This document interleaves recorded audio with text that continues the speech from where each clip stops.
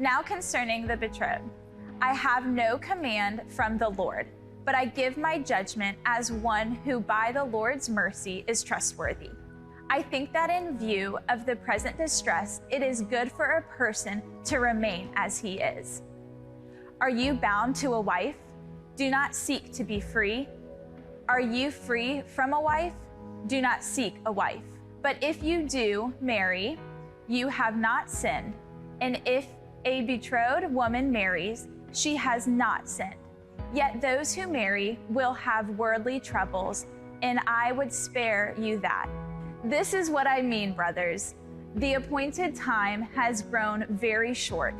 From now on, let those who have wives live as though they had none, and those who mourn as though they were not mourning, and those who rejoice as though they were not rejoicing, and those who buy as though they had no goods, and those who deal with the world as though they had no dealings with it. For the present form of this world is passing away. I want you to be free from anxieties. The unmarried man is anxious about the things of the Lord, how to please the Lord. But the married man is anxious about worldly things, how to please his wife, and his interests are divided. And the unmarried or betrothed woman is anxious about the things of the Lord, how to be holy in body and spirit. But the married woman is anxious about worldly things, how to please her husband. I say this for your own benefit, not to lay any restraint upon you, but to promote good order and to secure your undivided devotion to the Lord. If anyone thinks that he is not behaving properly toward his betrothed, if his passions are strong, and it has to be, let him do as he wishes. Let them marry. It is no sin. But whoever is firmly established in his heart, being under no necessity, but having his desire under control, and has determined this in his heart, to keep her as his betrothed, he will do well. So then he who marries his betrothed does well, and he who refrains from marriage will do even better. A wife is bound to her husband as long as he lives. But if her husband dies, she is free to be married to whom she wishes, only in the Lord. Yet, in my judgment, she is happier if she remains as she is. And I think that I too have the Spirit of God. Be here today. I'm glad you're joining us. My name is Brannen. If you don't know, I'm lead pastor here at Redemption. And we've been walking through the book of 1 Corinthians since February. And particularly, we're talking about meant to be, love, sex, marriage, and today, singleness. Now, here's what's really fascinating about singleness. I've been in the church nearly 4 decades. I've heard one message on singleness. I can't count the number of times I've heard a message on marriage, which is good and right and appropriate. But when it comes to the topic of singleness, I sense that the church doesn't exactly know what to do with singleness, especially in this culture. Now, before we get to the message, I want to encourage you, if you're single or maybe you want to learn more about singleness, I encourage you to read this book, which has definitely influenced this talk. It's called 7 Myths About Singleness, written by Pastor Sam Alberry. And it's helped me better understand singleness because, again, I have not been taught much about this. Now, why should we talk about singleness? Well, one is we like to work through books of the Bible, and this is the topic that has come up. But particularly when you think about singleness, all of us one day will experience singleness. So maybe you were single before, of course. You were born in this world. You were not married. You were single for an extended amount of time. Maybe you got married. But here's a sobering reality. Even if you are married, at some point, one of you will be single again. The odds that both of you would pass in the same moment are very, very small. And so in all likelihood, one of you will be single at some point in your life. When you think about the new heaven and new earth, when redemptive history culminates, right? Jesus tells us that we're not given into marriage. in the new heaven, new earth. So somehow there's not marriage there because the marriage truly is God's people. We are his bride and Jesus. Now, I believe there'll be a unique bond and relationship with myself and Heather, but it will not be marriage. It'll be something different. And so at some point, we will all be single. So we need to hear about this and understand it. Also, when you just consider the sheer number of singles, listen to this, our culture is quickly changing. The Bureau of Labor and Statistics found this: singles now outnumber married adults over the age of 16. So listen to me, the largest population in the US in terms of adults are singles. According to Brannen, within the church, 23% or approximately 1/4 of US congregations are comprised of, guess what? Singles. So don't you find it odd and fascinating? The church has not talked a whole lot about singleness. We know that we'll all experience it at some level, at some point, and there's just so many singles here. And here's another thing. Culturally, we're very confused about singleness. Think about what culture teaches us about being single. In some ways, culture teaches us that you must have a partner, a romantic relationship. I call it the Jerry Maguire syndrome. How many of you remember Jerry Maguire? He's this agent, and he ends up the sports agent, and he falls in love with this girl. And then, of course, they have problems. But then he shows up at her house one day, and all of her girlfriends are around, and he says the most romantic thing ever, right? He gets in there, and he's begging for her love and her forgiveness and wants to be reconciled to her. And he goes, "You complete me." And all the girls are like, "Oh, that's so sweet." But when you actually think about that message, "you complete me," what he is subtly saying is, I'm incomplete without a partner. I have to have this to be whole. I need this to be my true self, to be complete and whole. I need this in my life. So culture teaches that without a partner, you're incomplete. Maybe even immature, like you have been stunted at some level. You haven't graduated to this next phase of life. But then culture teaches something that's kind of opposed to this thought. Culture is also teaching us not to be too committal when it comes to romance. Like, yes, you need to have a romantic partner in your life. You need to have that special someone, but don't get married because marriage is constraining.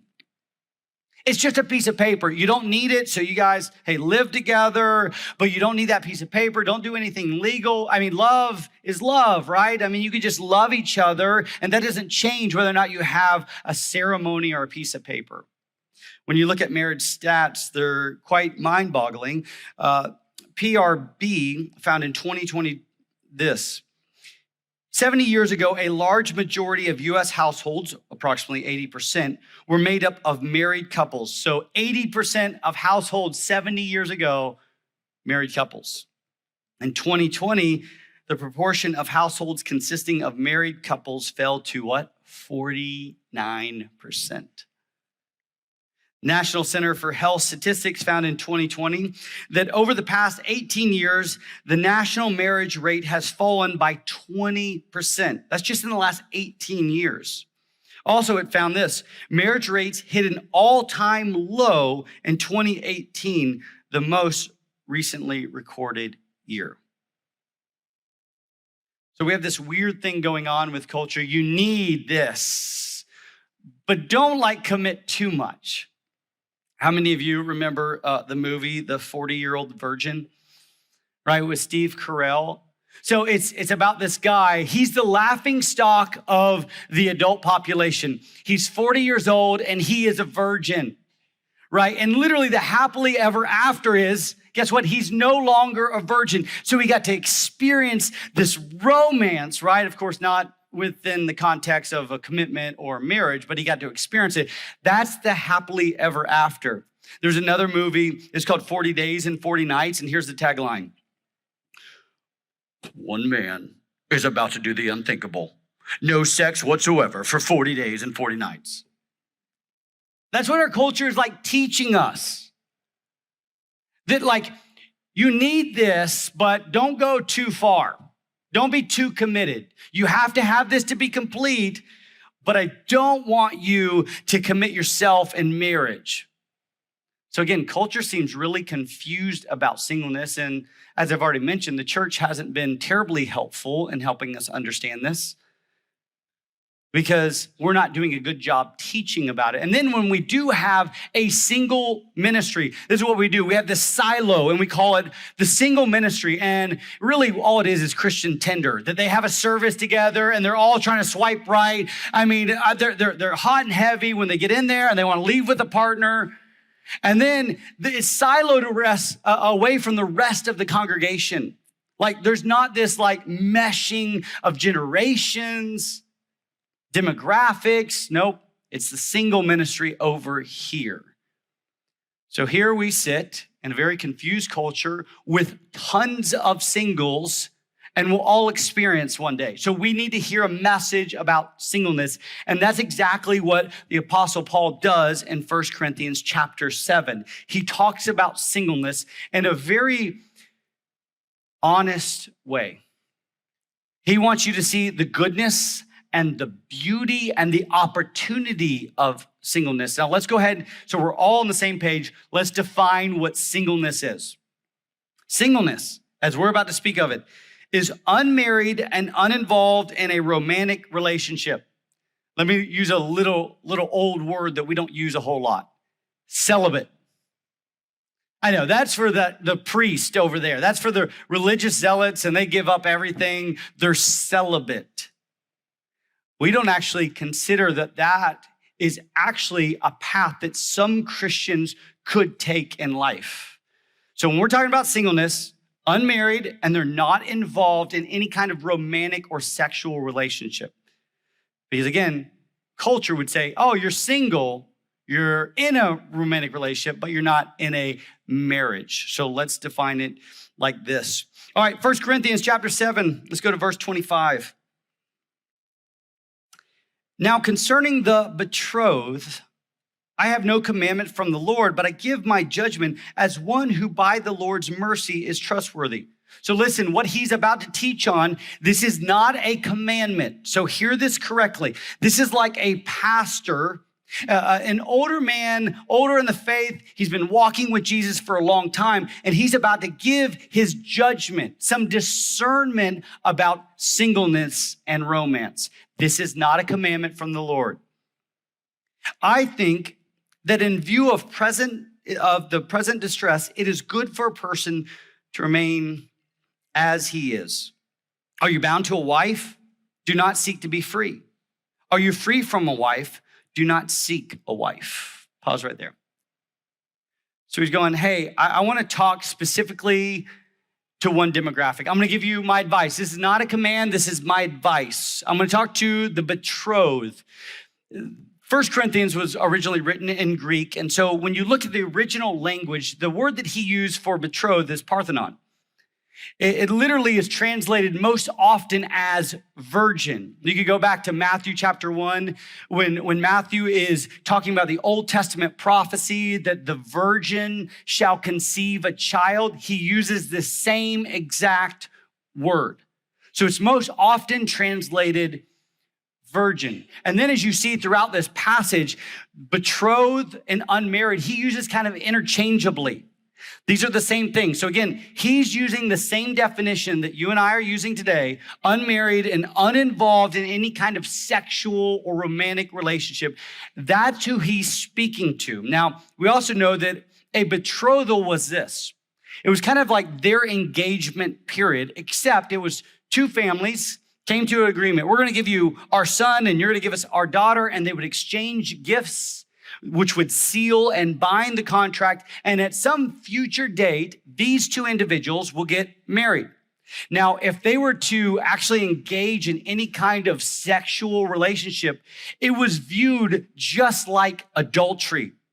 So they were to withhold themselves from any kind of romance or sexual relationship until their wedding day. So he's saying, hey, I want to talk right now to the betrothed, to the unmarried, to the single. He goes, in view of the present distress. What in the world is that? What is the present distress? Well, we don't exactly know what was happening in the city of Corinth. We don't know exactly what the present distress was, but we do know that there were circumstantial reasons why he's going, I want to give you my advice on this. I want to give you my counsel. It's better to remain as you are. If you're married, great. Love your wife, love your husband, take care of your family. If you're betrothed right now, or you're single, you're unmarried, I want you to stay that way in view of what's happening around you. So maybe it was economic, maybe it was political circumstances, we're not sure. Maybe persecution was beginning to break out in Corinth, and he goes, hey guys, now's not a good time to find love.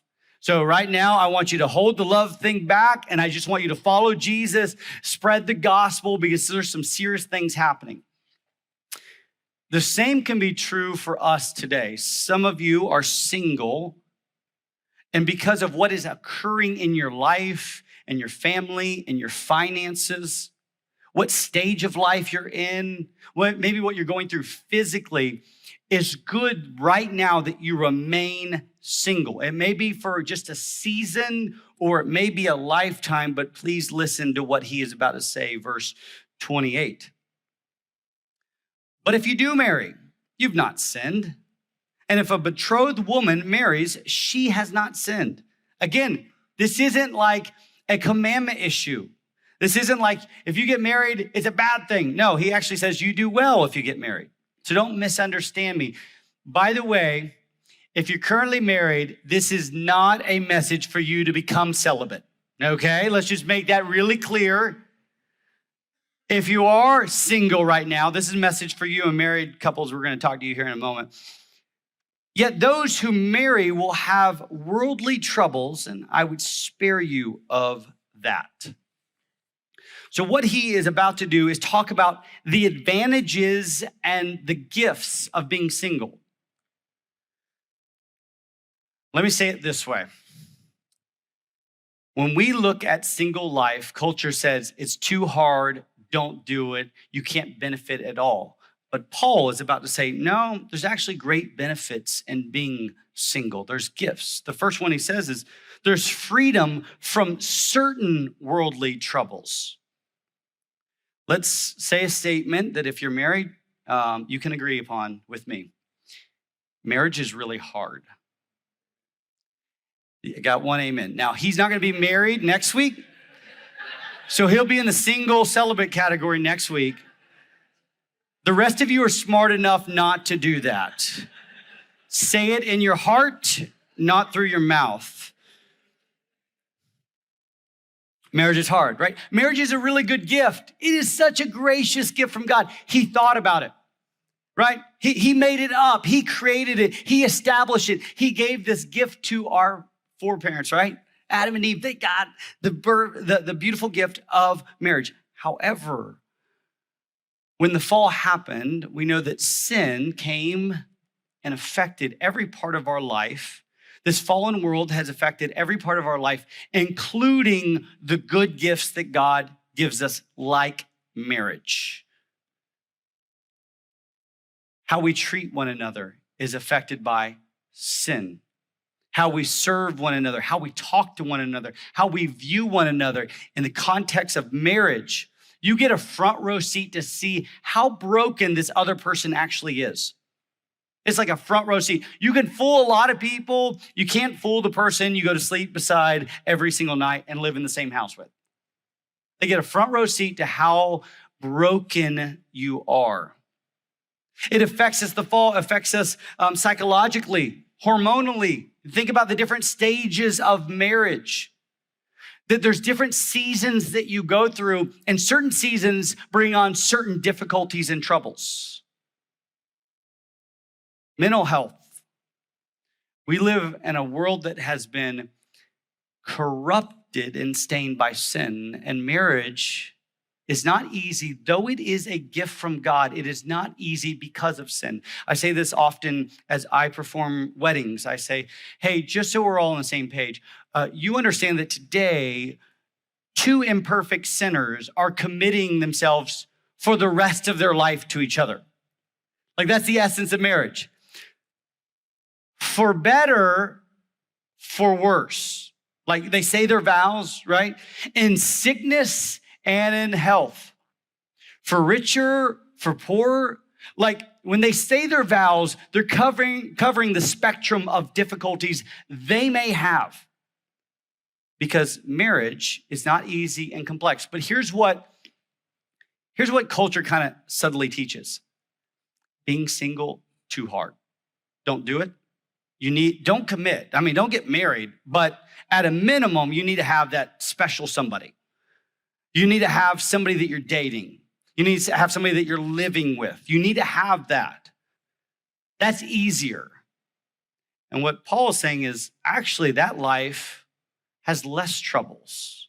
I mean, think about a single person, their ability to be nimble in life. Think about all the advantages, whether it be travel. Listen, if I want to pack up my family of 6 and a dog, there's a lot of logistics I have to go through, right? But if it was just me, man, I could buy that plane ticket. I could go here when I needed to go here. I could go visit this person.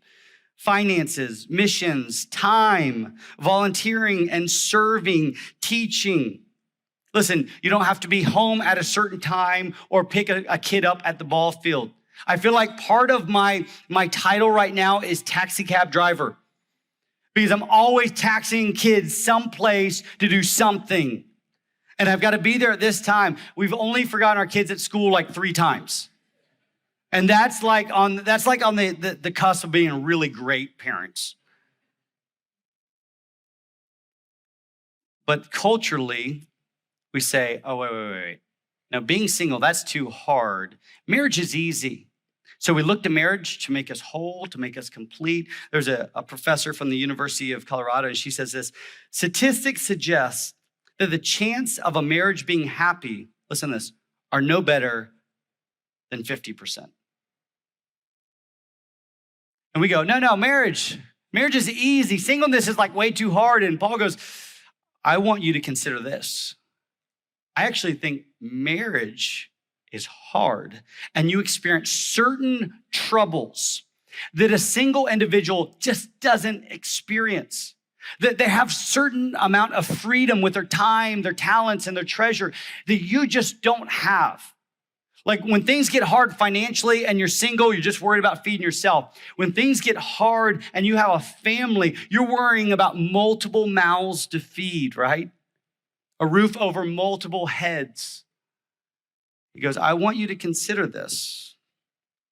I want you to consider the grace and the gift of being single. There's a Church of England priest, his name's Vaughan Roberts. He says this, talking about singleness as he's single. He says, we are pulled in fewer directions than those who are married and are therefore free to give more time to the Lord's affairs. There's a freedom in singleness. Now, here's what he doesn't say, so I don't want you to misunderstand this either. He does not say being single is free from trouble. He doesn't say that. There's just certain kinds of trouble you don't experience. Think about the difficulties of being single. It's difficult not to be somebody's number one. It's difficult to have unfulfilled longings and desires. It's difficult to have to always enter into the lives of others like family and friends, but rarely do they enter into your home or your life. It's difficult to find and initiate friendships when you're single. So he doesn't say it's easy. He doesn't say you won't have troubles. He just says, I want you to consider marriage is hard and complex, and there's certain freedoms that are afforded to you if you are single. I want you to hear me very clearly. Marriage is a gift from God, and even singleness is a gift from God, despite what culture teaches. So let me challenge you if you're married.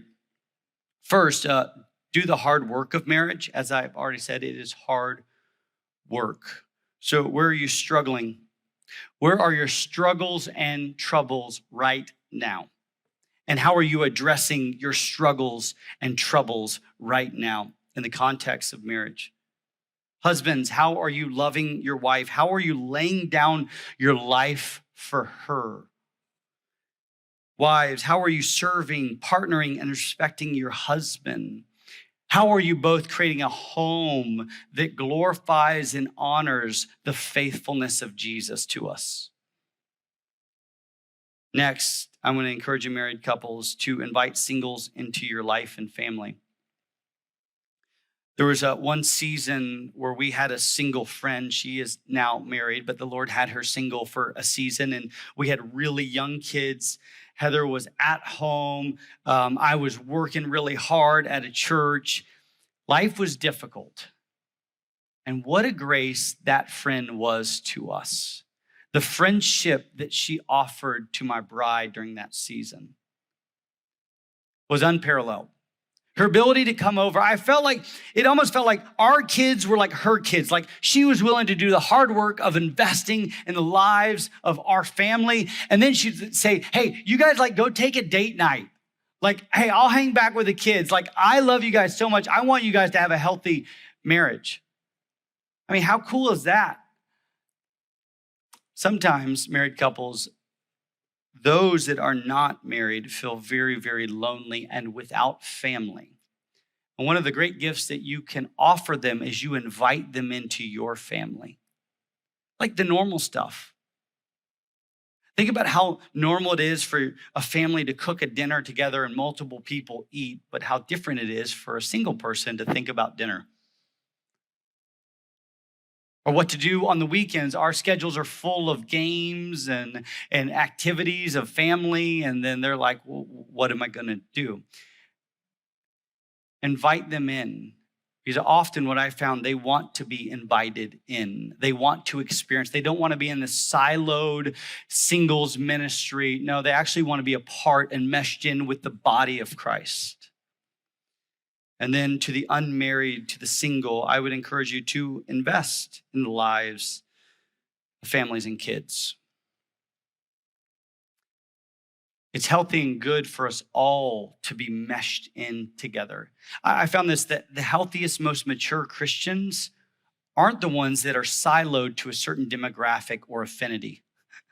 It's not the single that is just in the singles ministry and has no other interaction, or the married couple who has no interaction with the single. I've actually found that those are healthiest and most mature are the ones that are diving into each other's life and understanding and serving one another, viewing each other as family. Singles, you do have a family. It is the family of God, and you are a brother or a sister. And we would do well to have you a part of our life.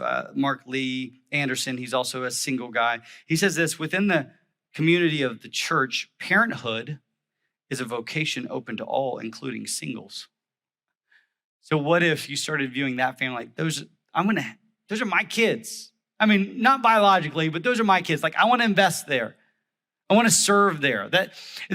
That marriage, I want them to honor Jesus and glorify Jesus. So I'm going to come alongside and help serve them. God has given me this freedom to do so. I've got a lot more freedom than some of my married friends. Next, Paul is going to give another advantage of being and gift of being single. Verse 32. He says, I want you to be free from anxieties. The unmarried man is anxious about the things of the Lord, how to please the Lord. But the married man is anxious about worldly things, how to please his wife, and his interests are divided. And the unmarried or betrothed woman is anxious about the things of the Lord, how to be holy in body and spirit. But the married woman is anxious about worldly things, how to please her husband. I say this for your own benefit, not to lay any restraint upon you, but to promote good order and to secure your undivided devotion to the Lord. Hey, isn't it the goal of every Christ follower that we are so captured by the Lord that he has our undivided attention and focus? Isn't that the goal of every single person? Again, what culture often does is cuts the legs off of this idea. Culture says you're not complete, you're not whole, you haven't graduated to the next phase of life, You don't know because you're not experiencing. And Paul goes, wait, hang on, back up. Actually, no, you actually have the freedom and you have the focus to give the Lord your undivided attention and focus. He can have all of your devotion. And isn't that the goal, again, for all of us, that the Lord has it all, our entire devotion? There's oftentimes just having, in our context, a larger family, that from the moment I wake until the moment I go to bed, I'm caring for someone else or doing something that needs to be done around the house. From work, to household responsibilities, to parenting, to marriage, it's a lot. And sometimes I get to the end of the day and I'm like, my goodness, like, Lord, you've gotten very little of me today. You've gotten very little of my attention and my devotion today because I've been so busy. Hey, by the way, if you are married, you should be giving yourself away to your family. One of the ways that we serve the Lord is by serving our kids well, by serving our spouse well. And so we do give ourselves away like that. But for the single, you have this ability to focus on the Lord because the responsibilities and demands are not the same as a married person. And so the Lord can actually use that to draw you further and further in. Paul's like, this is the gift. This is a true gift for you single people. You can focus on him. Undivided devotion. Think about our faith. Paul, who wrote this. Paul, who wrote 2/3 of the New Testament. Paul, whose missionary efforts have resulted in you and I sitting here today. He was single. Now, there's some different commentaries on, is he divorced? Did his wife pass away? Was he married before? We don't need to get in that. We know this. At this point, he is single. And the Lord has his full attention and devotion. He goes, hey, listen, I can speak from experience. Like, I'm able to serve the Lord. And we sit here today because of his faith and work as a missionary. Think about King Jesus, right? Our Savior had no wife. Our King was never married, nor had he ever had sex. No, the Father had his undivided devotion. But here we sit as a church in the Big C church, and we don't know how to handle singles or what to do with it. Like, hurry up and find somebody so you can be complete and whole. And Paul's going, whoa. Singleness can be a true gift. You have a freedom about your stage in life that's uncanny. It's unparalleled. You can have a focus on the things of the Lord. Like, use that for good. So here's my challenge to you.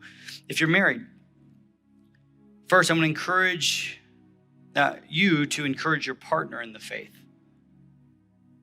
Like, how can your spouse love the Lord even more? How can you be the partner that helps stir the affections of Christ in your partner's heart? Husbands, do you know what stirs your wife's heart for Jesus? And if so, if you do know that, if not, you need to find that out. And if so, how can you serve her so she gets to be stirred constantly in her affections for Christ? Wives, what stirs your husband's heart for the Lord? Well, you would serve him and provide opportunities that he would be able to seek Jesus, serve Jesus. I know this. A lot of our marriage problems are just periphery problems. That something's not right between us and the Lord. And then it has all of these results and manifestations in our marriage. And then when we actually set our eyes on him, our marriages get healthier and stronger.